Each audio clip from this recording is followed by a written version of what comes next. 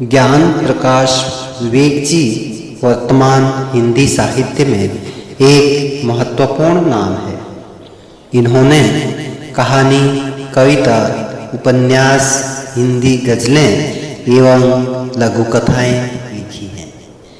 ज्ञान प्रकाश विवेक जी का जन्म 30 जनवरी 1949 बहादुरगढ़, हरियाणा में हुआ था। शिक्षा MA हिंदी। कहानी, कविता, उपन्यास, आलोचना विधाओं में लगभग इनकी 19 पुस्तकें प्रकाशित हो चुकी हैं।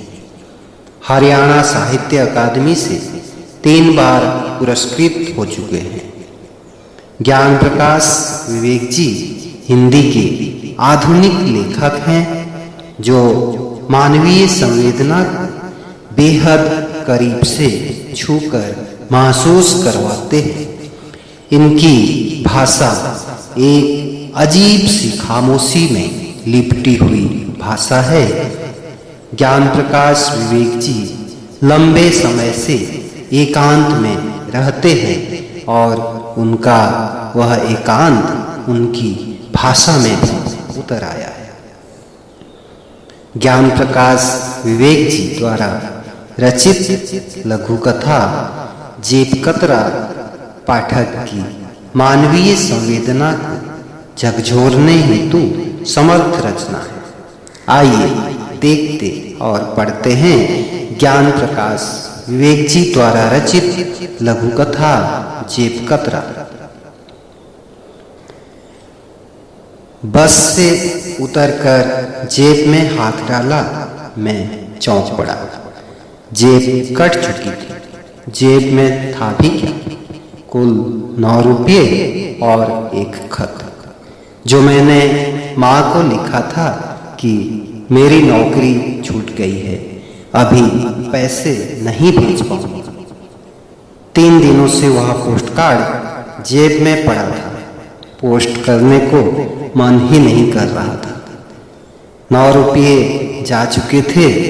यूं 9 रुपये कोई बड़ी रकम नहीं थी, लेकिन जिसकी नौकरी छूट चुकी हो उसके लिए 9 रुपये 900 से कम नहीं होते।